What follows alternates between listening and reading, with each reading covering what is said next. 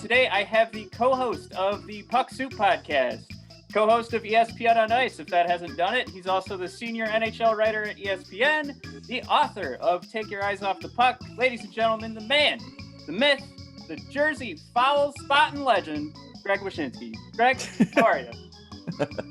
Thank you for that introduction. I do spot them, but I mostly rely on people to submit them. So as per usual, if anybody has any Jersey fouls on their camera rolls, please tweet them to me, as my collection is dwindling as far as the number I haven't used in my column. I'll change that to the inbox curating Jersey foul. All right, so I thought we'd jump in. We'll do a couple of break the ice elements here, and then we'll. What I wanted you on here for was to talk the national perspective for the Detroit Red Wings, and as I just gave you a little bit of insight into how we manage our show, sometimes you get too local of a perspective for a hockey team, and everything gets a little muddied. You fall in love with players that maybe should be let go. But like I said, before we do that, I gotta ask. Just get you right in here. What's your favorite holiday candy? So I'm talking like Reese's Trees, Snickers Nutcrackers, red and green M&Ms, because we know they all taste different depending on what color. Reese's Trees, I think, would be my favorite. I think Reese's anything, including the bats for Halloween, are great. I like a candy cane.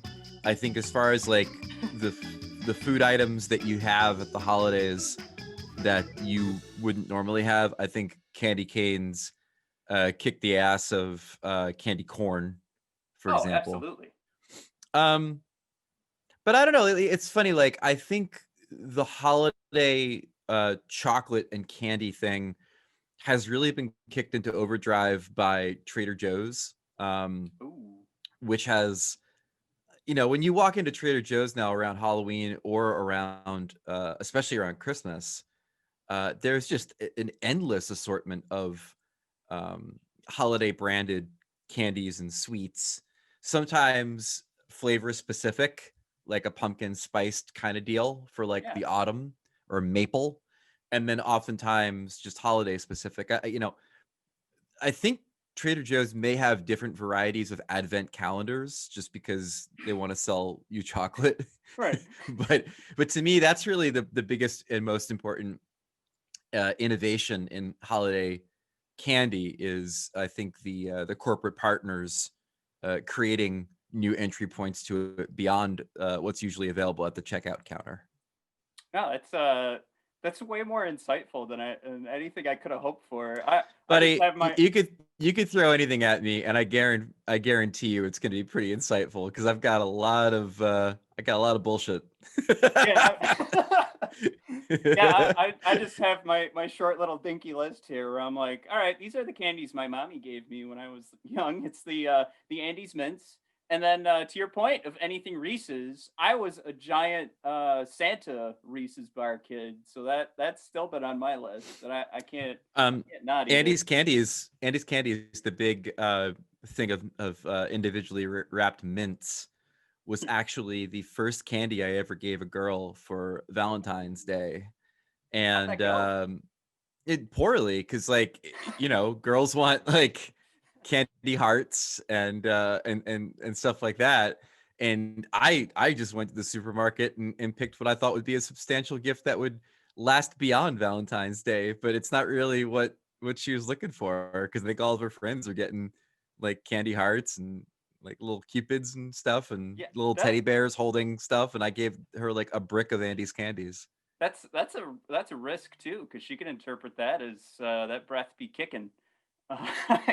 Or it could also just be I want to take you on vacation to the Andes, and here's my promise ring. Which I maybe rationalized it after it was such a disastrous gift as after the years. All right, so this is what I know you're going to be a fan of too on this little break the ice thing. All right, so we know his name now. So going forward, Are you going to be saying Grogu, the child, or Baby Yoda still? I'm probably gonna stick with Baby Yoda, Totally. just because of It's cute. the ease of the shorthand. Yeah, I mean Grogu's not a bad name. I think it's a little Dragon Ball Z adjacent for my liking. Um, but it's a fine name. I didn't have any issue Yeah. with it. But it's I mean it's Baby Yoda going forward. The thing I didn't like was, I don't know, maybe I do like it. I haven't figured out if I do or don't like it yet, but I was struck by not having Ahsoka make a direct Baby Yoda reference. Like, oh, it looks like you have a little Baby Yoda here. And like maybe that's something that you'd put in a movie to make the crowd pop and you don't necessarily need it in the TV show. But it just seemed like a pretty obvious thing to have her be like, this looks like a smaller version of something I'm aware of. And it would be I something can't that help you'd but probably say. I can't help but picture her picking him up and shaking him as she says that. Yeah, right. Exactly. So then this is going to get outside of our icebreakers here, but I figure I've got Greg Wyshynski. So my nose is going to get a little brown here, but I honestly consider you one of the best conversational interviewers in the game. So I wanted to ask, we're going to get meta here. So outside of hockey and more inside like journalism and podcasting, you make it sound like you're sitting with a good buddy, with anybody you're talking to. Is that, you think that's more organic personality for Greg, or are you conscious of that when you know you're going to sit down with someone? No, it's funny. I was just thinking about this yesterday because I have a column coming out this week that focuses on a hockey bar in Seattle that had to close because of COVID. And I ended up talking to the guy for an hour, and after I got done, I'm like, why the hell did I talk to this guy for an hour? And it occurs to me that it's just, you know, I kind of hit it off with certain people and kind of hit it off in certain interviews. And I think it's a combination of a few things. I mean, one, it's, you know, a lot of times it's a combination of my own curiosity with an interview subject, but also my constant need to amuse myself. So sometimes interviews can be good because you're just like, you know, you're genuinely curious about someone else, but you're also, you know, kind of like wondering about little quirky aspects of their life or their existence that might amuse me. And I think my own amusement transfers over to the interviews and the Q&As. But the two things that I've learned as an interviewer Mhm. are, one, to just ask whatever you want to ask and to not be afraid of asking something that's going to make them scurry away like a scared bunny. Like, it doesn't matter to me anymore if the interview goes off the rails or if I ask the wrong thing and they shut down, because you know, there are just some things that need to be asked. And obviously there's strategic ways in which you can ask things where, you know, I don't think it's exactly a magician's trick to know to ask the tougher question maybe a little bit later in the interview after you've established rapport. Right.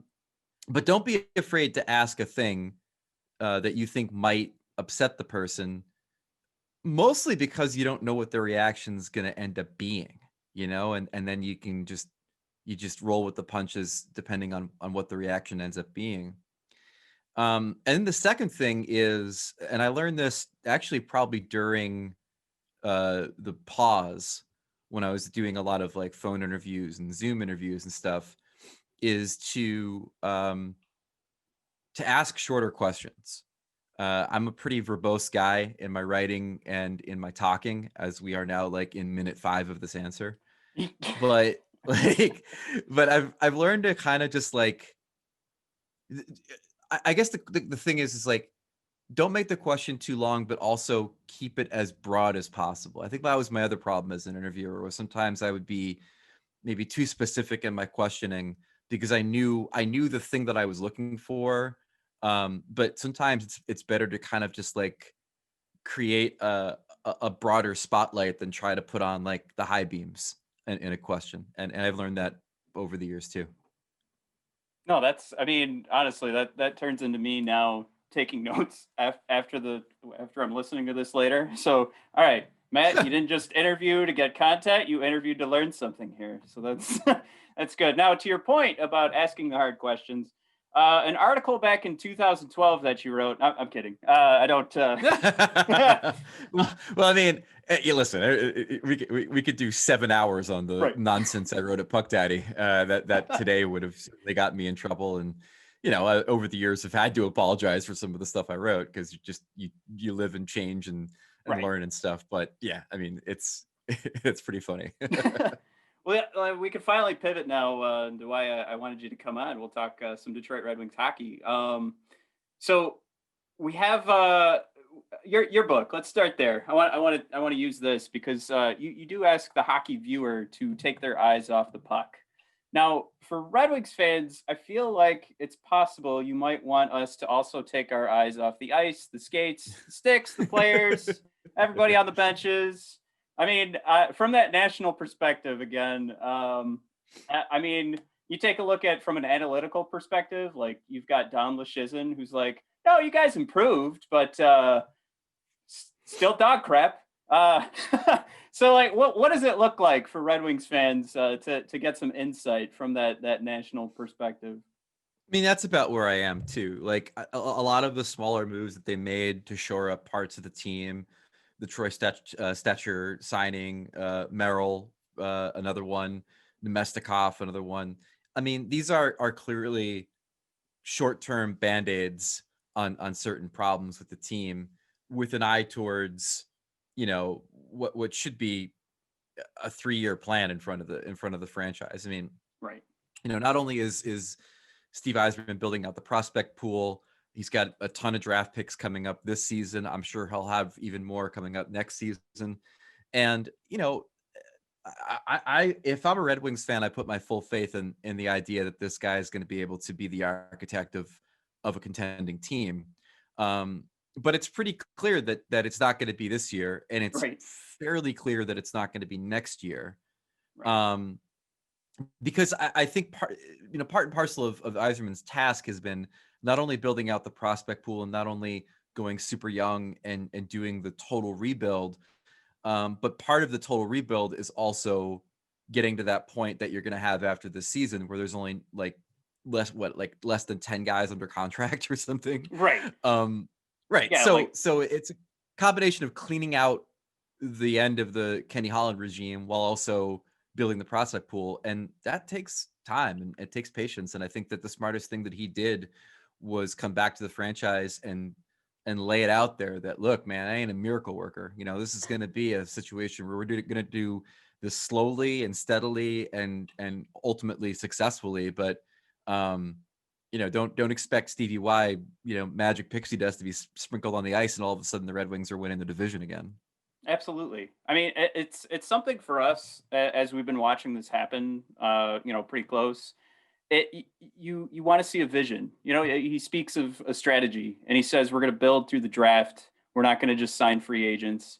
And that's exactly what we see happening. Where you see all the flexibility in the roster, like you mentioned. I mean, it's not only just getting rid of a Justin Abdelkader contract, which that he was a fantastic guy, but he wasn't helping the team anymore. It wasn't that, or it's not just that. It's also the fact that there wasn't another 5-year contract that jumped on to the books this year. It was, let's continue with the flexibility because anything we do right now isn't necessarily going to be for when that core is being built, when the Stanley Cup is an actual opportunity. And it's all about, it's just the title of flexibility, just over and over on every move that he's made so far. Right. Oh, yeah. I want to talk too about specifically that Bobby Ryan move because I want to get. It's something that I thought was fantastic. We didn't see it coming. Bobby Ryan being signed to potentially just be trade bait later on. But I want to look at it from the Bobby Ryan perspective because it's mutually beneficial for both. Obviously, for the Red Wings, they have potential in a top 6 forward. We're not going to the playoffs this year anyway, so if he stinks, no big deal. 1-year contract. But from a Bobby Ryan perspective and NHL player perspective going forward, how is this not something that more players are taking into consideration of doing a 1-year contract with a stinker like the Red Wings and making part of this conversation, you're going to trade me to who's ever at the top of the conferences once we get to the trade deadline. Because I would make the argument you have, well, I mean, it's probably plain to see. You have way more opportunity from a Bobby Ryan perspective to get on a Stanley Cup contender at the trade deadline, because you can actually see how these teams are performing, than he would right now if he said, I'm going to sign for cheap with, Stanley Cup contender A, B, or C, when injuries could derail that opportunity. Something like that could happen. Just, flubs throughout the season. So I don't know if you saw the contract signing like I saw it, and that's to me, I feel like it should change the NHL. I think the changes are already happening. I mean, this signing is in the same genre as Brad Richards taking the buyout money and signing with Chicago. It's in the same genre as Kevin Shattenkirk taking the buyout money and signing with Tampa. I think it's probably closer to the Shattenkirk example than it is to the Richards example. Richards was, just a big bloated contract and a player that still had a lot to offer, and his reputation wasn't necessarily as damaged as Shattenkirk's was with the Rangers. So I think in Ryan's case, he takes the buyout money, and it's more of that, reputation mending, hey, remember I'm still Bobby Ryan kind of play, where he's going to get his ice time and in a way that he wouldn't have gotten in another market. And it's, he's got a very low cap hit that obviously any team looking for help at the deadline, should he perform up to standards, would be happy to take on. But then the other added part of this, above and beyond the Shattenkirk example, obviously is the personal issues that Ryan's had. And as much as we want to give the benefit of the doubt, and as much as we should give as many chances as possible to people that are in recovery, the fact of the matter is that the NHL is a very, show me that you're okay kind of league. And look no further than even the Robin Lehner situation a couple of years ago, where the market for him, a goalie that I think, should have had a pretty robust market after leaving the Islanders, it wasn't there. And, the whispers were partially because of his personal issues, and, obviously not an issue anymore in the fact that Vegas committed such a big contract to him. So I think Bobby Ryan's also has that aspect to him as well, along with, he's got to kind of have to prove himself on and off the ice a little bit.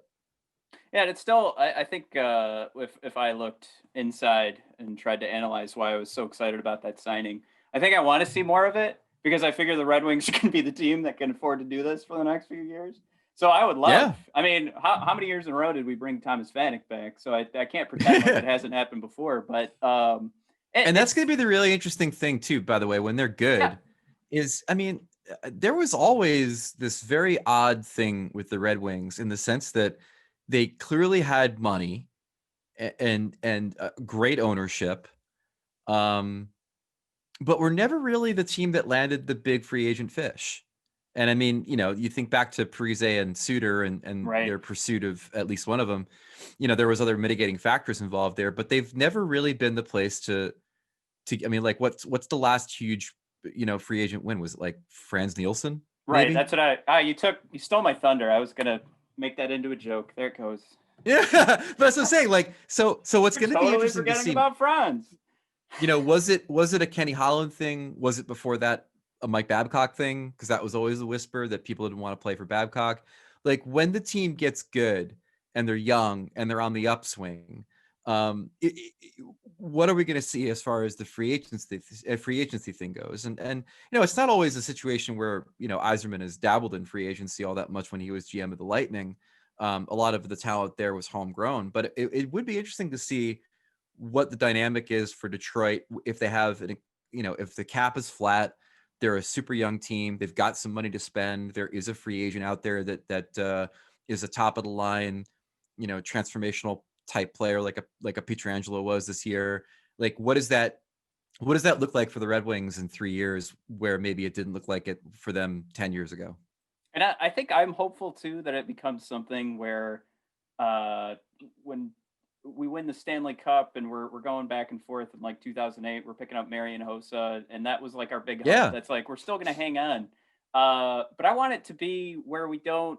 I don't know. I just want to get away from needing that big free agent splash. I know part of it too is like, oh my god, I can't wait till we're playoff contenders again. Jesus, but I think following along with that Iserman plan, I think he wants like it feels to me we're just going to get to that point where that's going to be the cherry on top, and that's probably what you're referring to as well. But I want it to feel like that. I want it to be the Marian Hossa thing where we're going to be good with or without him. But no, I think right now too we're seeing a lot of players respond like, "Why did you sign with the Red Wings?" "Oh, I had a chat with Steve Yzerman and I got on board." It's like, all right, either there's some sort of mafia internal conversations going on, horses being left in people's beds, or Steve Yzerman really has like a hell of a plan that he's presenting to these players and they're jumping on board.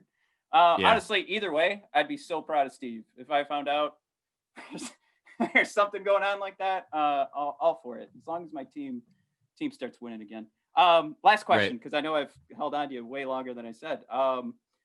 Should we prepare for a February start date? Ooh, that's a good question.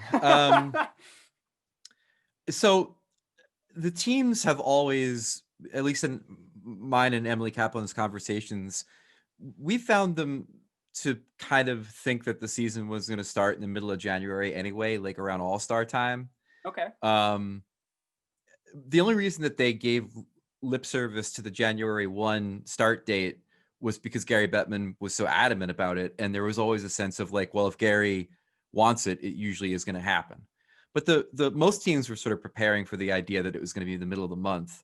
Now, I don't know if that means training camp, middle of the month, start date in February or what, but they were always under the impression it was going to be middle of the month. I think we're going to see training camps open after the 1st. And I think we're going to see the games start maybe like 2 weeks later. I'm assuming it's still going to be in home arenas.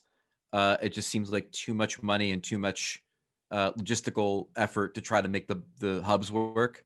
But I think you can't dispel the hub idea now that the COVID rates have spiked. And, one of the things to really look at, one of the things you always hear from the league is the health experts are going to dictate when we start and they're going to dictate the format of the season. And that's absolutely true.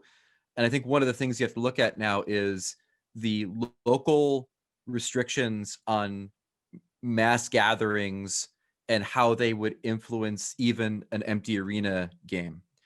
Because if you remember Edmonton and Toronto, there were standards in which you could only have a certain number of people in the arena.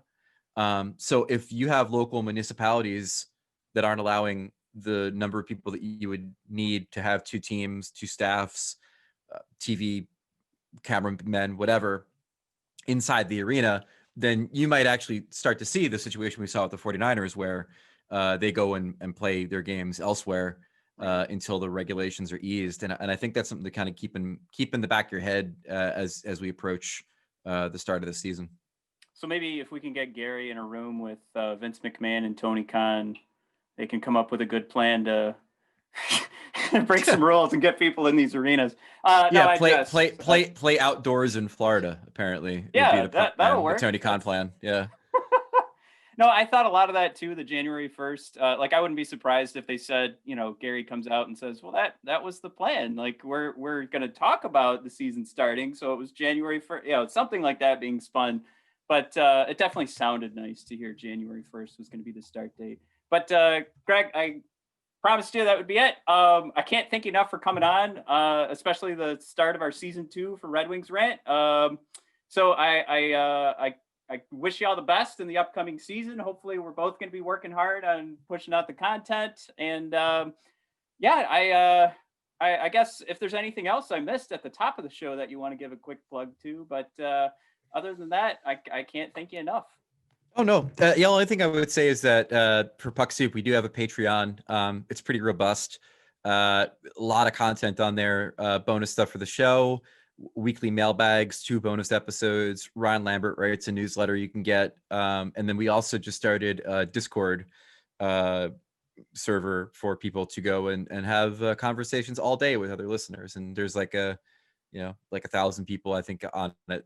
So it's a pretty cool deal, and it's not too much money each month. And it's a good place to find a lot more stuff from us, especially at a time we aren't doing the podcast on a regular basis. Right. All right. Sounds good to me. I think I haven't done the Discord yet, but there's no reason I haven't done it yet. I'm already doing all the Reddit stuff and everything on Puck Get on Soup, there. So, all right. Thanks again, Greg. Anytime. Thanks for having me. Oh, hey. All right, everybody. Thanks for tuning in. Thanks for watching the interview with Greg. Love that I just screwed that one up right there. Absolute blast talking to Greg. But yeah, I hope you guys will, check out everything Greg was talking about with the Discord on Puck Soup. And if you're not already, Puck Soup Podcast is one of the things that got me into podcasts. Also, like we mentioned earlier, the ESPN on Ice is also fantastic to check out. That Discord, he's got that newsletter that Ryan Lambert's helping write down.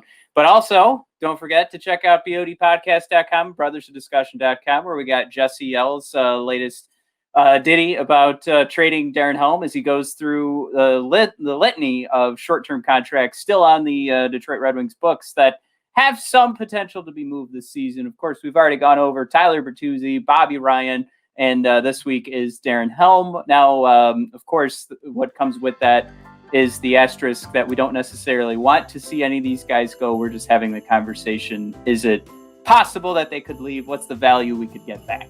So check those out on bodpodcast.com and brothersofdiscussion.com. There's also our shop that you can take a peek at. Please subscribe to the YouTube channel. If you're watching right now, if this popped up because you're a fan of Greg Wyshynski, there is much more to come from Red Wings Rant and the Hockey Podcast Network, so we hope that you'll hit that subscribe button and find us on Twitter at BOD Hockey and on Instagram where we meme it up at brothers_of_discussion. That, of course, is in reference to our wrestling show where I'm going to go run right now and watch AEW. If you guys want to follow us, we are at BOD Podcast. We're going to be live tweeting. The rest of winter is coming if you are a pro wrestling fan, so come check that out literally right now. So I'll be editing the rest of the show and watching that right when I wrap up here. So thanks again for tuning in, everybody, and can't thank Greg enough. And, of course, follow along with everything going on with the Hockey Podcast Network. Can't miss any of that there. Thanks, everybody. Have a good one.